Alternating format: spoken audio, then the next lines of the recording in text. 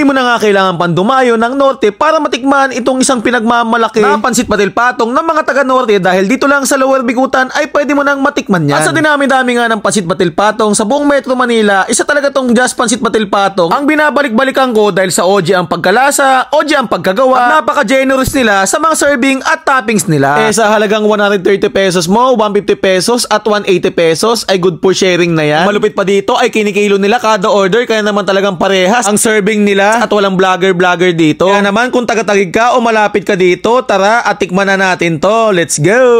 Dito tayo ngayon sa may kahabaan ng General Santos Avenue. Tapos ito guys yung Kambagong Diwa.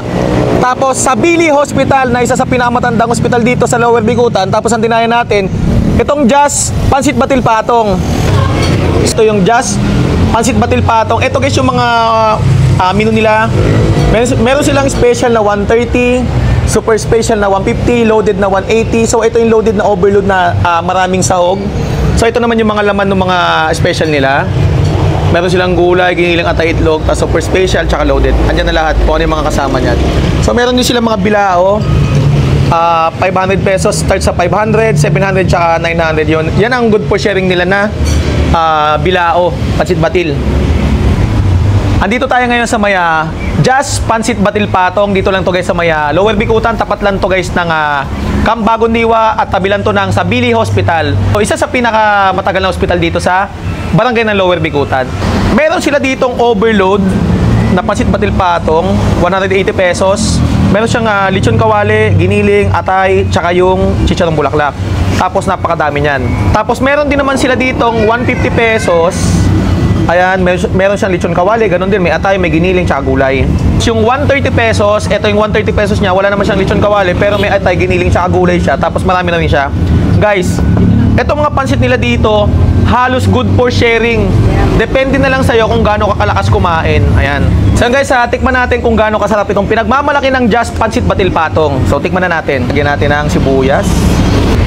Lagyan natin. Oh my God.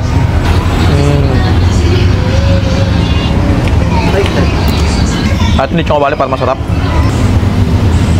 my God. Grabe. Masarap ang Pansit Patil Patong na to. Laki natin para medyo MG, ang laki. Kasama na yung chicharong bulaklak tsaka lechon kawali.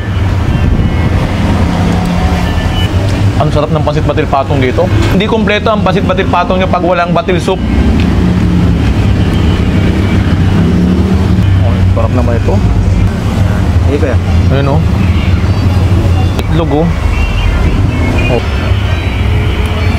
Oh guys, sa mga gustong matikman at nag-crave kayo sa Pansit Patil Patong dahil sa mga pagsubo ko, guys, dayuhin nyo lang tong Just Pansit Patil Patong. Dito lang to guys sa may General Santos, Lower Bikutan. Guys, pag galing kayo ng Jollibee, akyat kayo lang kayo dito. Tapos, eto tabi lang ng sa Billy Hospital. Tapos, nasa tapat lang siya ng Kambagong Diwa. Open sila guys ng 7 AM hanggang 7 PM. So, dayuhin nyo guys. The best na, mura at talaga hindi magsisisi pag natikman mo to.